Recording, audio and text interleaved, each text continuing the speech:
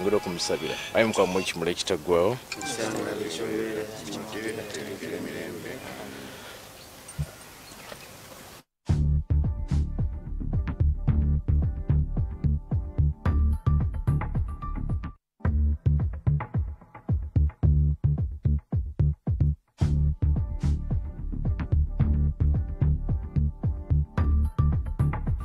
Omulungi atulaba ku BBS telefayina eyaffe embeera bwetyo bweri ku Lutikko e Lubaga ebigambo bwebityo bwebiri Ssaabasumba w'essaza ekkulu erya Kampala Dr. Cyprian Kizito Lwanga kimaze okukakasibwa nti Mukama Katonda amugye mu bulamu bw'ensi eno. Gwe munnanga atulaba ku BBS telefayina yaffe twongera kuba nga tumukwasa Mukama Katonda amuwe ekiwummulo eky'emirembe n'ekitangaala eky'olubeerera kimwakire atebenkere mirembe. Bishop Cyprian Kizito Lwanga mbadde nkutegeeza nti alina ebyafaayo bingi nnyo mu ddiini eno ey'Obukatoliki oba ku ludda olw'Ekereziya